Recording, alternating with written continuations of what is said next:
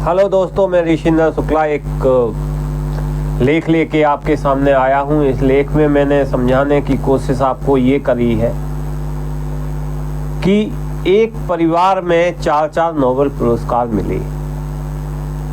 ये शायद बहुत कम लोग जानते होंगे और बहुत से लोग जानते भी होंगे।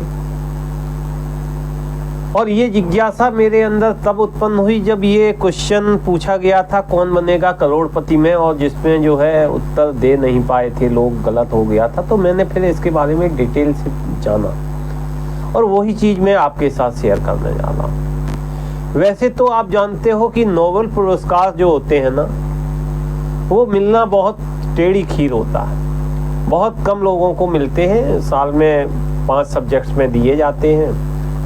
विज्ञान के क्षेत्र में दिया जाता है, डॉक्टर के क्षेत्र में दिया जाता है, लिटरेचर में दिया जाता है, अभी शायद पीस का भी मिलने लगा है, अर्थशास्त्र में भी मिलने लगा है।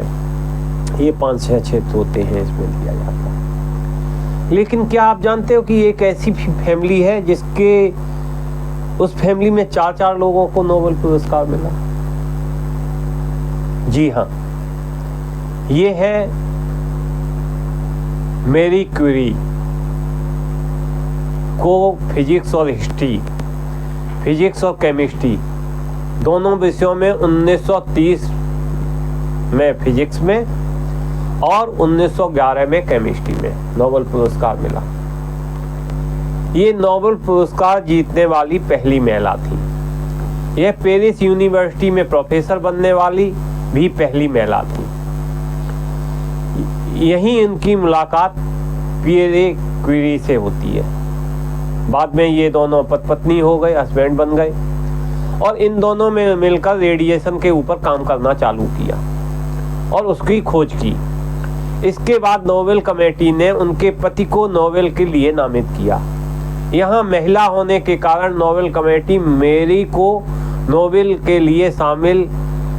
के लिए नामित करना चाहती थी, लेकिन पियरे के ऐतराज जताने पर विवश होकर कमेटी को मैरी को नोबेल देना पड़ा। समझिए, पहले क्या होता था कि महिलाओं को नॉमिनेट नहीं किया जाता, लेकिन पियरे ने विरोध किया कि नहीं, मैरी को नोबेल पुरस्कार मिलना चाहिए, तो पुरस्कार देना पड़ा। फिर क्या हुआ? फिर मैरी की 2 बेटियां होती हैं।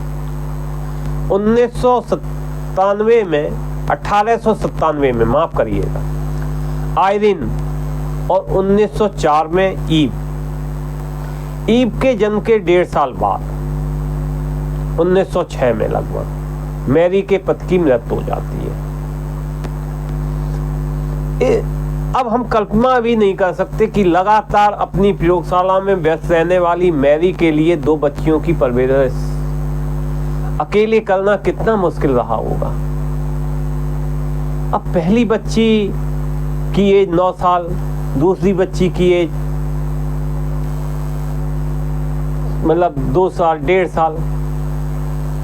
अब आप समझ सकते हो उस समय पेरिस में बच्चियों के लिए जिस तरह की स्कूली शिक्षा उपलब्ध थी वह मैरी को नापसंद थी। तो मैरी ने क्या किया कि अपनी लड़कियों को अपने घर पे पढ़ाया। 1911 में दूसरी बार मैरी क्यूरी को रेडियम और पोलोनियम की खोज के लिए केमिस्ट्री का नोबेल पुरस्कार दिया गया, जिसकी मैं चर्चा पहले कर चुका हूं, जिसके इस्तेमाल से आज कैंसर का इलाज होता है। लगातार रेडियम के संपर्क में रहने के कारण मैरी की हालत बिगड़ गई और 1934 at the age of 66 he was also expired, निधन हो गया उसका। अमेरिका ने क्यूरी का सम्मान करते हुए उन्होंने अपने देश में उपलब्ध 1 ग्राम रेडियम दान करने की घोषणा की। मैरी ने कहा कि रेडियम उन्हें नहीं, उनके संस्थान को दिया जाना चाहिए ताकि उसकी मौत के बाद उस पर उसके परिवार का कब्जा ना हो पाए। मां की छाया में पली बड़ी दोनों बेटियों ने भी असाधारण सफलता प्राप्त करी। बड़ी बेटी आयरन को 1935 में, फिजिक्स में नोबेल पुरस्कार मिला, जबकि उसका बचपन में कला और लेखन में दिलचस्पी रखने वाली छोटी बेटी ईव को युद्ध पर पत्रकारिता में पुलित्जर अवार्ड के लिए नॉमिनेटेड किया गया। बाद में यूनिसेफ की पहली फर्स्ट लेडी बनी। ईव को 1965 में शांति के लिए नोबेल पुरस्कार मिला। इस प्रकार दुनिया में एकमात्र परिवार है जिसके सभी सदस्यों को नोबेल पुरस्कार मिला।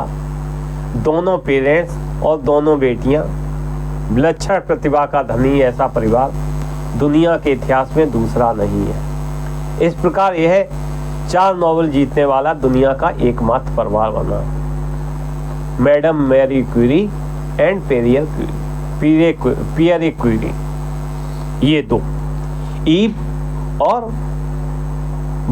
छोटी बेटी ईव और बड़ी बेटी आयरिस, इन लोगों को ये जानकारी मैंने आपके साथ साझा की और लोगों के भी साथ साझा करने के लिए इसको फॉरवर्ड करना चाहिए आप लोगों को, और फॉरवर्ड करना मांगता है और बनता भी है। बहुत बहुत धन्यवाद आप लोगों का।